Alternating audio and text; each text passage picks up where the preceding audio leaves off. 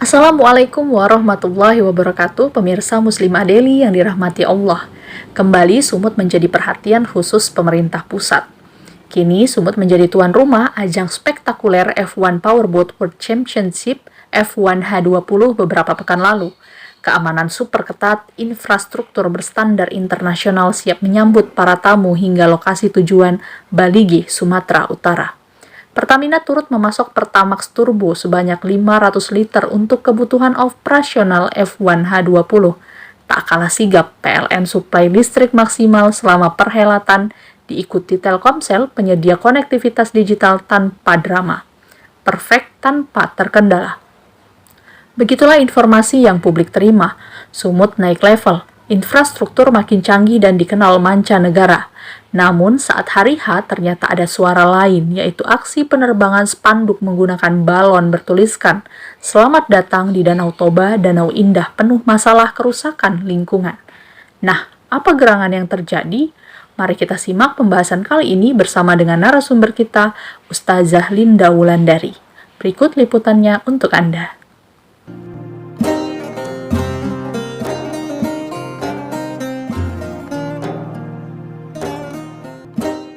Sepertinya ajang-ajang internasional sedang tren gitu ya di Indonesia, di Jakarta sebelumnya. Nah hari ini di Sumatera Utara, khususnya di Danau Toba ya.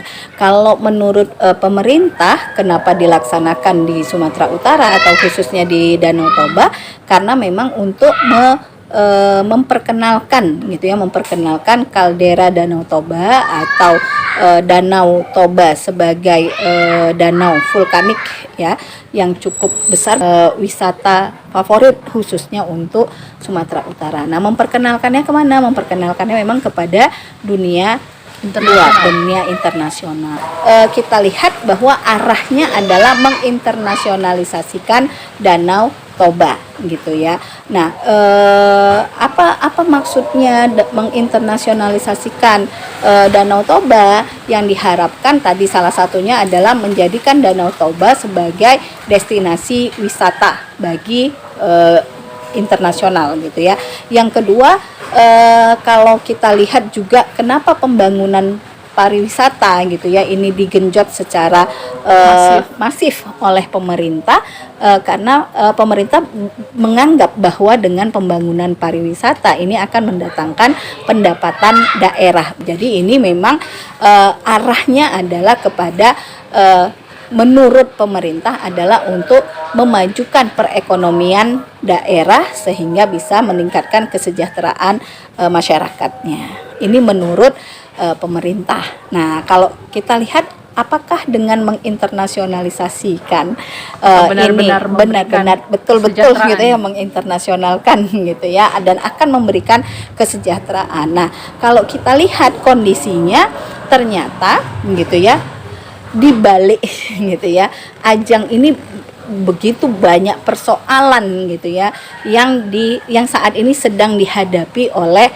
masyarakat Danau Toba. Apakah itu alih fungsi lahan, tanah-tanah adat yang terampas gitu ya dalam pembangunan pariwisata. Di sisi yang lain secara lingkungan, maka Danau Toba juga hari ini menghadapi krisis lingkungan ya, baik dari sisi danaunya ataupun juga kehidupan di sekitar danau. Belum lagi kalau kita lihat nanti ada dampak sosial kan dari alih fungsi lahan, berarti juga nanti beralih mata pencaharian masyarakat Danau Toba ya, itu akan mengubah gitu ya kehidupan keluarga, kehidupan masyarakat gitu. Dan ya kalau kita lihat kalau sudah berkaitan dengan mata pencaharian keluarga, maka berdampak pada kesejahteraan perempuan ya, para istri, para ibu dan anak-anak, anak penderita HIV/AIDS. Walaupun yang kemarin kita telusuri mungkin dia tidak terkena secara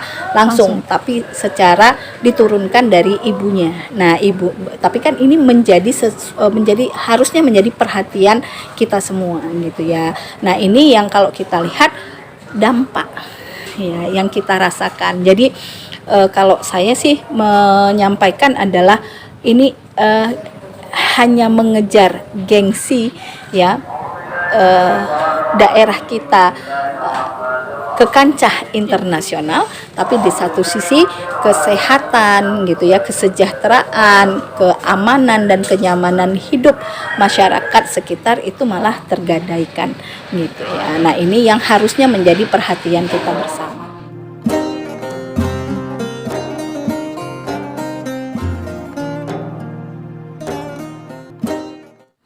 Ya, itu juga termasuk menurut saya gitu ya, bahwasanya ini bagian dari menginternasionalisasikan Sumatera Utara, yaitu proyek strategis nasional pembangunan megapolitan Mebidangro yang meliputi Medan, Binjai, Deli Serdang dan Karo gitu ya. Maka kalau kita lihat inti dari pembangunan Mebidangro ini nanti adalah infrastruktur. Nah, ya, jadi 80% itu adalah infrastruktur. Membangun kota-kota megapolitan yang standarnya itu adalah standar kota-kota dunia gitu ya, atau kalaupun misalnya kita katakan tidaklah dunia tapi minimal secara regional gitu ya, tidak nasional, karena kan kita mau internasionalisasi Sumatera Utara, jadi harus sejajar gitu ya dengan kota-kota yang ada di negara-negara tetangga seperti misalnya mungkin Kuala Lumpur di Malaysia gitu ya, atau Singapura gitu ya. Nah, kalau kita lihat juga gitu ya, salah satu yang mendasari gitu ya pembangunan Mebidangro ini kan juga adalah kerjasama regional, IMTGT ya. Jadi Indonesia, Malaysia, Thailand Growth Triangle. Jadi segitiga ekonomi ya, segitiga pertumbuhan ekonomi Indonesia, Malaysia dan Thailand gitu ya. Nah, ini yang menurut pemerintah kalau di dalam RPJMN Indonesia gitu ya, maka dikatakan bahwa kerjasama IMTGT ini gitu ya, arahnya itu adalah mendorong sektor swasta untuk menjadi engine of growth. Jadi menjadi mesin mesin pertumbuhan ekonomi untuk masyarakat di 3 negara ini gitu. Nah, ini yang kalau kita lihat kondisinya dengan pembangunan megapolitan yang tadi 80% itu adalah infrastruktur, yang infrastruktur ini arahnya adalah interkoneksi wilayah yang diarahkan kepada daerah-daerah atau wilayah-wilayah industri. Seperti tadi Medan akan menjadi kota intinya center yang akan ditopang, dan pembangunan ekonominya diharapkan mengalir kepada Binjai ya, kota Binjai, Deli Serdang dan Karo gitu ya. Nah, apakah ini adalah sesuatu yang baik bagi kita? Ini akan membawa kepada tadi alih fungsi lahan gitu ya, yang kalau kita lihat nanti tata guna lahan persawahan yang produktif gitu ya, ini bisa jadi beralih fungsi menjadi pemukiman.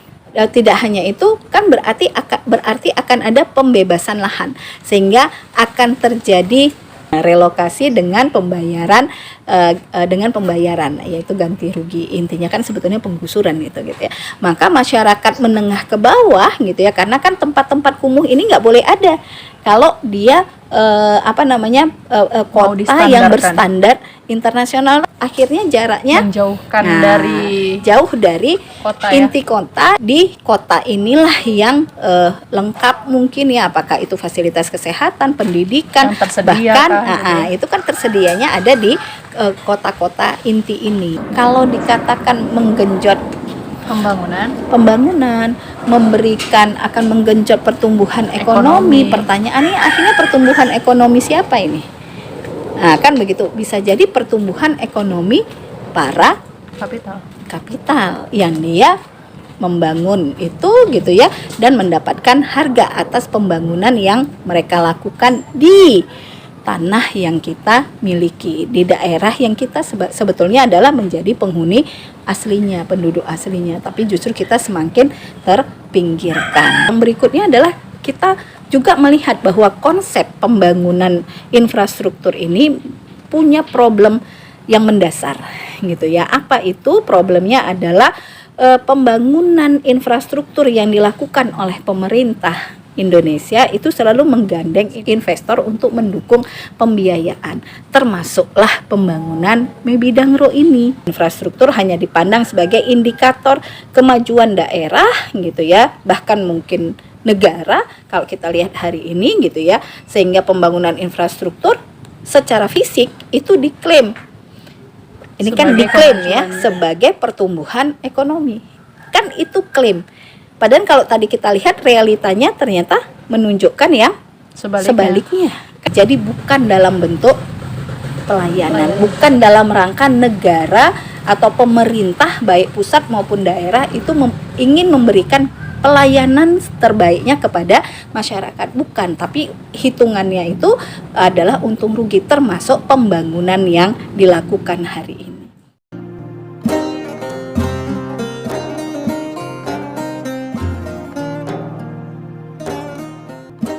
Dalam Islam, infrastruktur dipandang sebagai salah satu pilar membangun peradaban.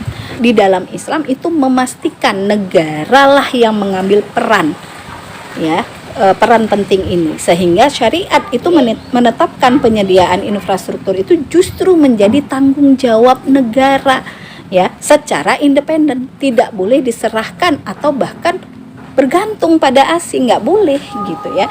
Nah, instrumen negara dalam pembangunan infrastruktur ini adalah berbasis kemaslahatan rakyat. Jadi bukan karena ada proyek kalau ya istilahnya untung rugi tadi, bukan, tapi memang kemaslahatan rakyat, kebutuhan rakyat. Apakah dengan pembangunan infrastruktur itu dibutuhkan oleh rakyat dan akan ada kemaslahatan yang bisa didapatkan oleh rakyat.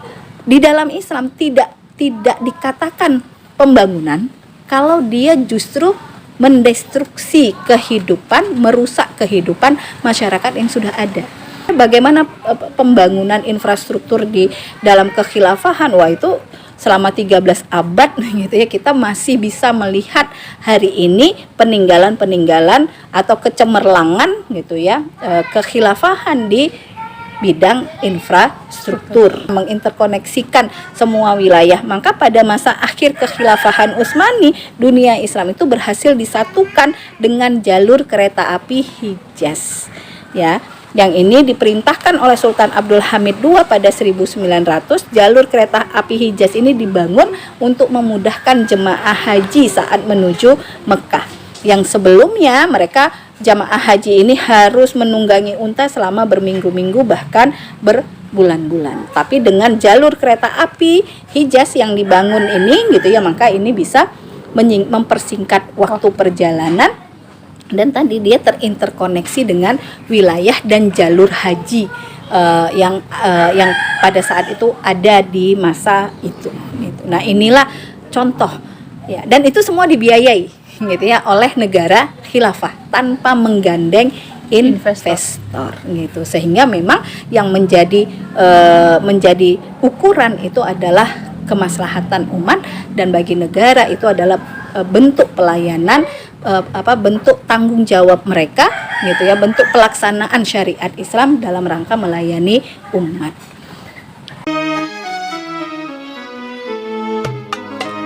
Kepemimpinan yang berkah adalah ia yang mampu mempertanggungjawabkan amanah yang telah dipikulnya. Sumut next level hanya jika rahmatnya menyertai kemajuannya. Sumut berkah dengan syariah, Indonesia berkah dengan Islam kafah.